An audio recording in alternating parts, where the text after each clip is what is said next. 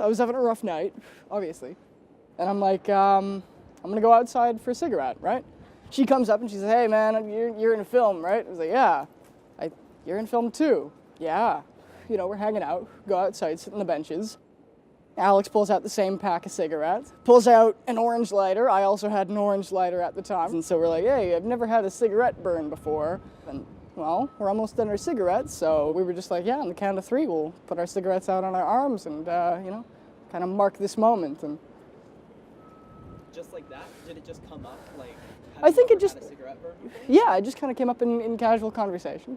I kind of look at it as almost like a tattoo, you know? It's just something on my body that commemorates kind of a moment in my life that I really appreciate and I kind of want to keep forever. So that's that. Can I see it? Right there. I mean, do you want to see me do another one? No. No? Okay. All right. We're good. Fair enough. How many scars do I think I have? 20. Like there's a lot. I mean, a lot of them don't have amazing stories. It was just I was running and I fell.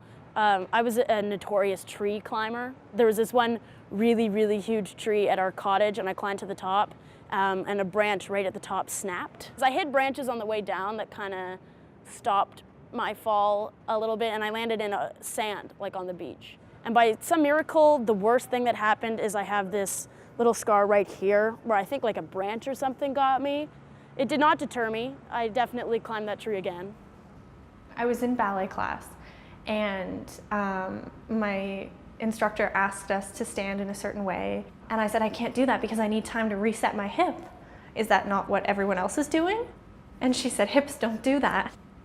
So they just made 2 small incisions and went in and repaired the bone deformity and the tear that the deformity had caused. And that was that. And that was just on my right hip. And the surgeon asked me, after looking at my x-rays, like, does your left hip hurt? And I said, no. And he said, okay, come back to me when you feel pain. So about 2 years later, looking back at it, there was constant pain, but it's just, with chronic pain, I think it's something you get used to after a while. I wouldn't say I have a high pain tolerance, I just say I learned to not bring it up. So I don't really remember it that well because I was like really young. But basically when I was like about two-ish, like late 2, early 3 years old, I basically was diagnosed with like having a hole in my heart. So I had open heart surgery and that's how I got the scar. I don't really remember, but I've been told by my parents that I wasn't afraid of it, which I don't believe for a second. So yeah, last year my mental health was just like down the drain. There was just like a lot of really stressful stuff happening and genuinely my mental health got so bad that I gave myself shingles. That's kind of when I saw the difference between how people treated mental health and how they treated physical. They knew how to be concerned when it came to physical health issues. Physical injuries are way more noticeable and people can see it and there's an obvious problem with an obvious solution. I was in elementary school when I first kind of heard about the concept of self-harm and what that meant. When I got to high school, I found a lot of my friends through the fact that we were all kind of engaging in this behavior, and then it became a thing that we would talk about and quantify our feelings with. It started as a coping mechanism that is something that you know that you'll do if something happens that makes you upset. And then it was almost stressful to not do it. Not doing it would become the bad thing. You know, I always kept it in places like on my thighs really that I could keep hidden from people. But I was always involved in theater and dance and things like that. So that would sometimes make it hard because that involves a lot of, you know, changing with people.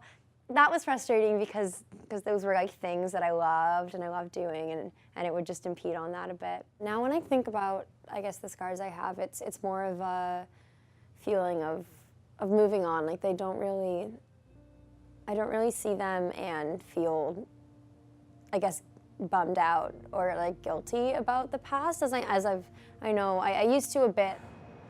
I feel pretty good about who I am as a person. I kind of think of grown-up Miriam and little Miriam as 2 separate people.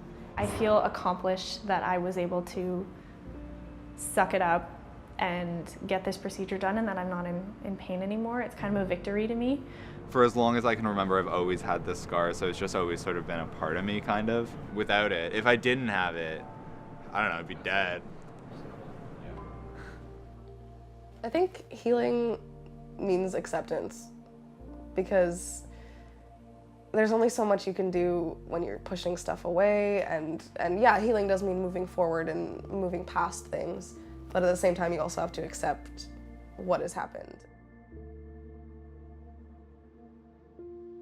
So I was rushing on the subway, and I was going down the escalator, and then I just fall down this friggin' escalator, and like, as I'm falling, I'm like, oh, this is really embarrassing. Oh, I'm in so much pain right now. And then I like stand up, and everyone is freaking out, and they're like, oh my God, are you okay? Oh my, and I was like, what do you mean? Nothing happened. I'm fine. And like, I know my legs are messed up, but I can't look, because I know if I look, it's gonna be a lot more painful. When are these scars from? About a good 20 minutes ago, sir.